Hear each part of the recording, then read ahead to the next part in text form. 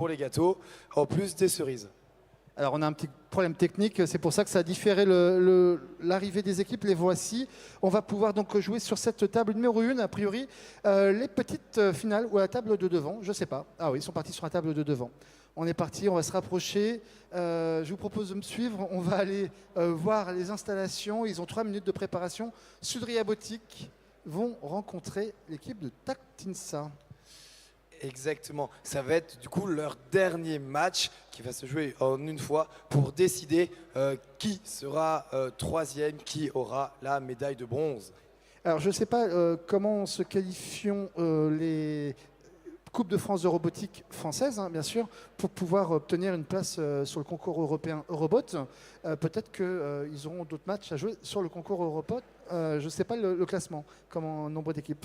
Alors moi, pour moi, c'était les 3 premiers de la Coupe de France qui allaient à Robot. Peut-être que je me trompe, mais je sais que en tout cas, les finales de Robot vont être ce soir. Et pareil, on aura du coup un tableau pour se qualifier et aussi un tableau donc éliminatoire. Et donc du coup, je te rejoins. S'il y a une victoire sur ce match-là, il y a une place pour Robot. Alors. Exactement, il faudra. Donc il y a encore une pression quand même. Hein. On sait pas la petite finale comme on peut l'entendre où tout est joué et on va prendre une place qui est quand même la 3e place de la Coupe de France.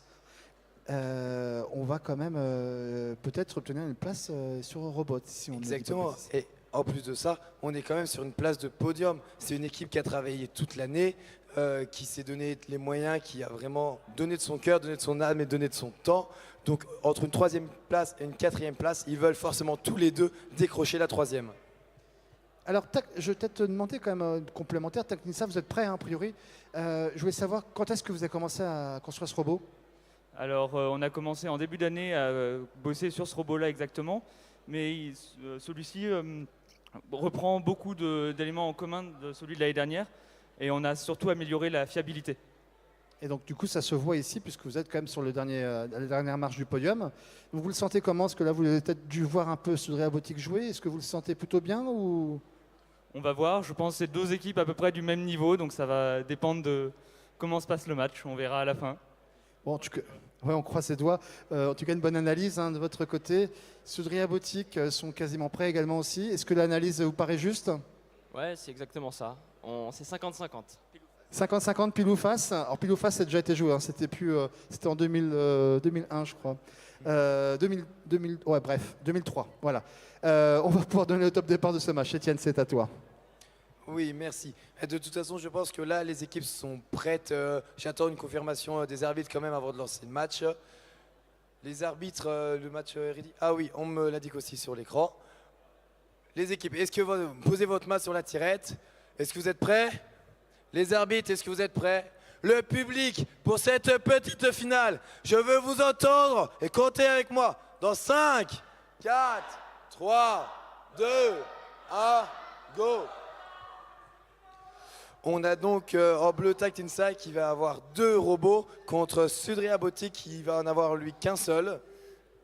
On voit 2 robots qui ont décidé d'être lents, mais comme l'indiquait tout à l'heure Tactinsa, probablement beaucoup plus fiables, car c'est quelque chose qui est très important. On a 5 séries à faire avant d'arriver en finale, et il suffit que sur un match, une série, le robot ne soit pas fiable et pas efficace, eh bien on peut louper cette finale. On remarque que, en tout cas, petit à petit, les gâteaux se font ramener dans leurs assiettes. Même s'il n'y a pas de recette spéciale, ils préfèrent rester sucrés et les ramener un par un. On remarque aussi qu'il n'y a pas spécialement de cerises qui vont être récupérées. Ils se concentrent chacun sur des actions de poussée et de récupération. Il y a un robot de Tactinsa qui est arrêté. Je ne sais pas si c'est normal, si c'était prévu. En tout cas, les 2 ont l'air proches et notamment assez proches de la fin. De même pour Sudria Botique qui a l'air de lâcher un robot imaginaire, un gâteau imaginaire qu'il n'a pas pu récupérer.